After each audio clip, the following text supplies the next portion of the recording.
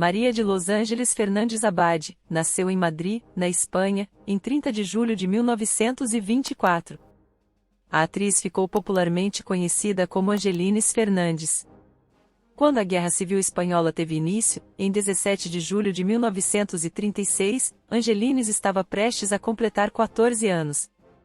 Em fevereiro de 1936, a Frente Popular, reunindo vários setores democráticos e de esquerda, elegeu Manuel Azaña como presidente.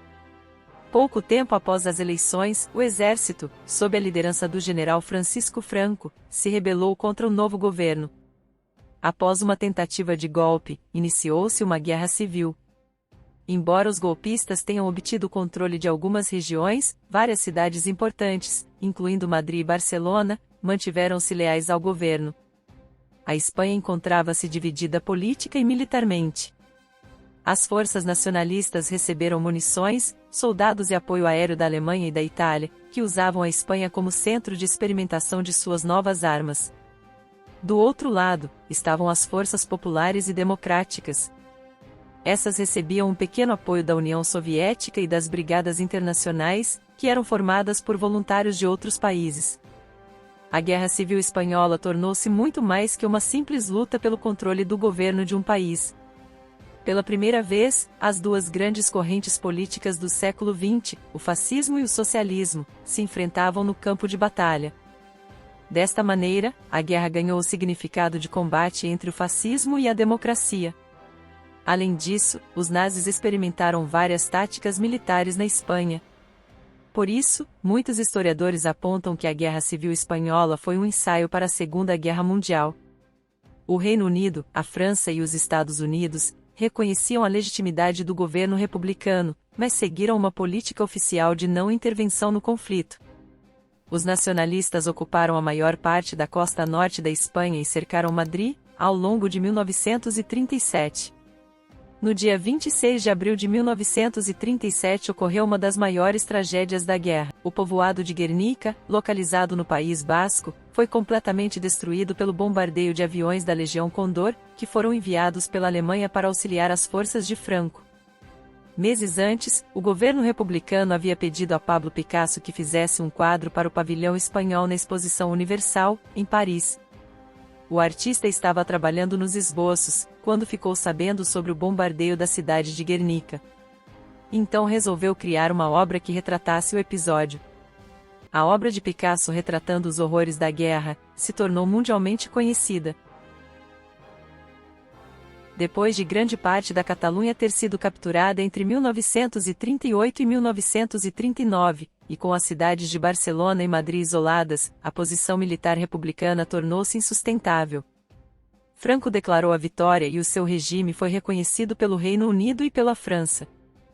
Franco e seus colaboradores implantaram uma variação do fascismo chamada de nacional-catolicismo, com forte retórica antissocialista. Milhares de espanhóis fugiram para o sul da França. Aqueles associados com os republicanos derrotados foram perseguidos pelos nacionalistas vitoriosos. Com o estabelecimento de uma ditadura iniciada no rescaldo da guerra, todos os partidos de direita se fundiram na estrutura do novo regime. Em 1939, anarquistas e socialistas se uniram no movimento clandestino para continuar o combate, escondidos principalmente em florestas e regiões montanhosas, lançando ataques contra forças do governo. Angelines, indignada com as arbitrariedades que ocorriam em seu país, ingressou em um grupo rebelde que combatia o governo franquista. Aos 23 anos, em 1947, ela foi descoberta pelos militares e passou a correr risco de vida.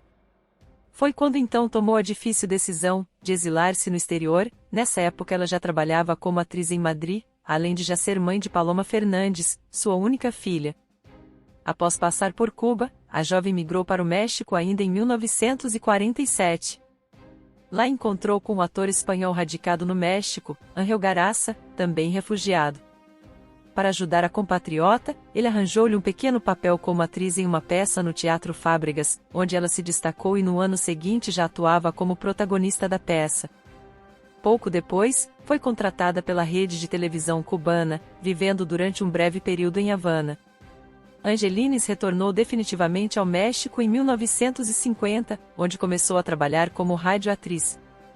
Quando a televisão mexicana foi inaugurada em agosto de 1950, Angelines era uma atriz popular, sendo o primeiro rosto a aparecer na transmissão inaugural do Canal 2. Meses antes, ela retornara a Cuba, para também inaugurar a televisão na ilha. Sua estreia em telenovelas aconteceu em 1959. Angelines atuou em 25 filmes. No cinema ela contracenou com grandes astros mexicanos, incluindo Cantinflas, famoso humorista da época.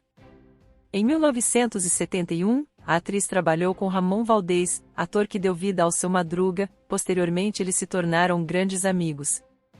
Em 1972, Roberto Gomes Bolanhos a convidou para trabalhar no seriado Chaves, interpretando a Dona Clotilde, a famosa bruxa do 71. Angelines conseguiu esse trabalho por indicação de Ramon Valdez. Foi com Chaves e Chapolin que a carreira da atriz teve seu auge. A partir de 1973, as produções de Chespirito se tornaram grandes sucessos internacionais, principalmente em países da América Latina. Em 1974, Angelines participou de sua última novela. Após isso ela dedicou-se exclusivamente às produções de Chespirito. Ela permaneceu trabalhando com Bolanhos até 1990, quando teve de se afastar das gravações por problemas de saúde. O hábito de fumar fez com que Angelines desenvolvesse câncer de pulmão, que ocasionou na sua morte no dia 25 de março de 1994, aos 69 anos de idade. Antes de partir, Angelines pediu para ser enterrada ao lado de Ramon Valdez. Seu desejo foi realizado e ela foi enterrada na Cidade do México, a poucos centímetros da lápide de seu grande amigo.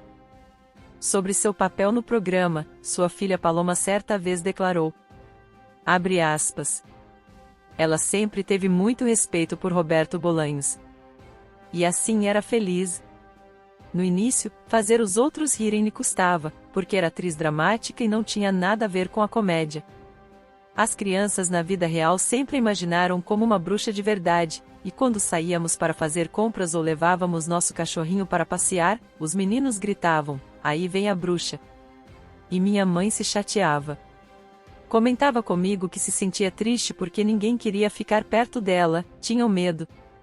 Eu ria quando na vida real ela se irritava com as crianças do mesmo jeito que ela se irritava com o Chaves e a Chiquinha. Depois se acostumou e não se incomodava mais em ser chamada de bruxa. Fecha aspas.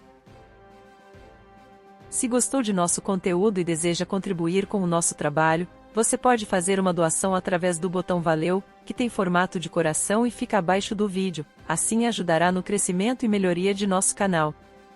Não se esqueça de deixar o seu like e se inscrever. Muito obrigada por assistir esse vídeo.